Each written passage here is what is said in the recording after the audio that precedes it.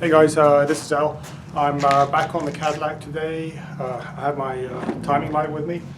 So I've got this car to the point where I think it's running pretty well. It does take a while to start.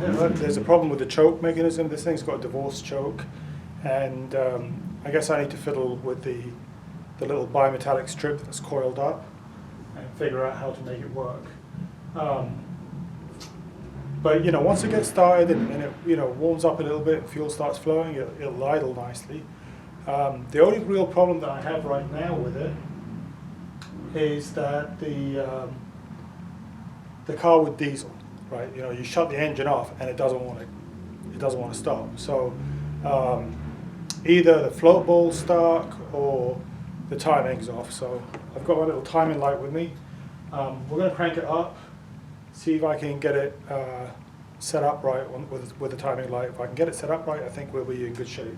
So let me set up. I'm going to turn the volume down, and then I'll just dub over what I found out, because it's just too loud when I have the camera over my shoulder and the engine running and all that good stuff. So let me set up, and I'll move the camera so that hopefully you'll be able to see what I'm seeing.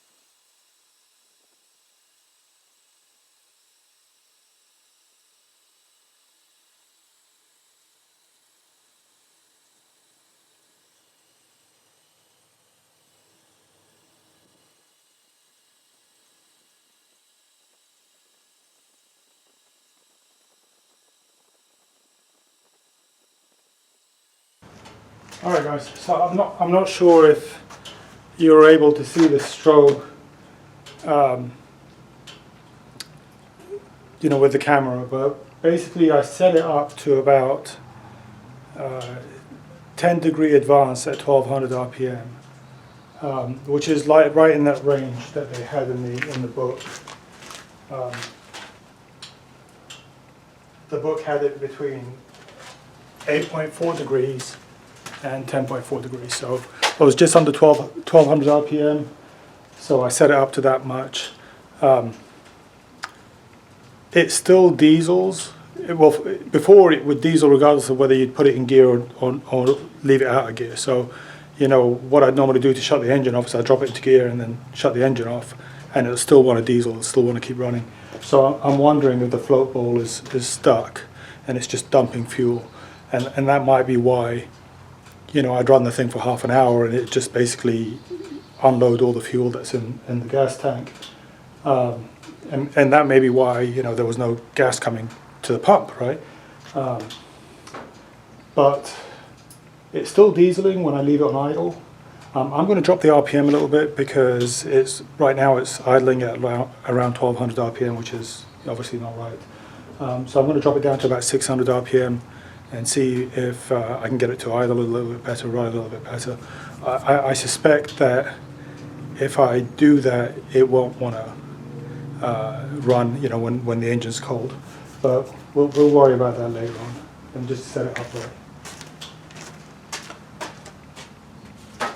But this is a really handy timing light. If you guys haven't used this, this is made by a company called Innova, and it has a built-in RPM tachometer, and it also has advanced and retard features. So you can just basically set the timing advance on the light itself, and then look for the top dead center marking rather than trying to mark out 5-degree advance on the balancer itself and 5-degree retard.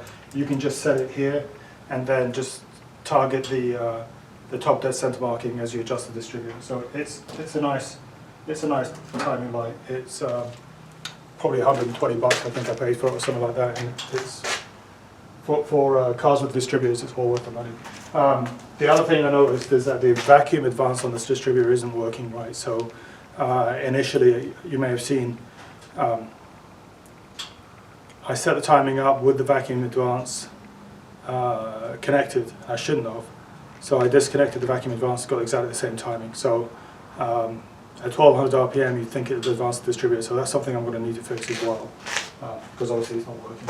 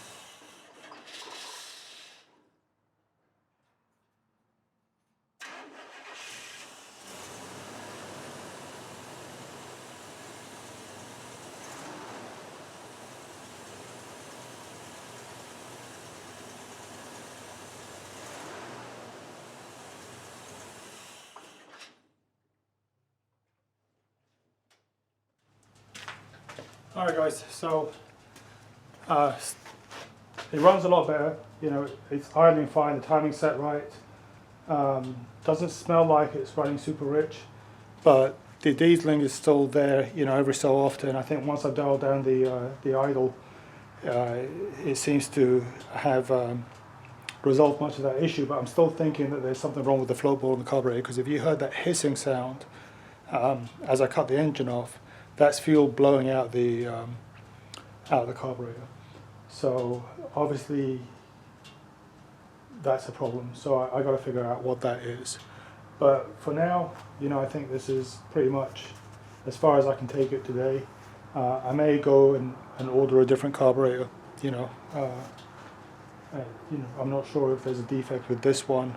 I'll do a little bit more testing and then figure it out. All right, guys. Well, thanks very much.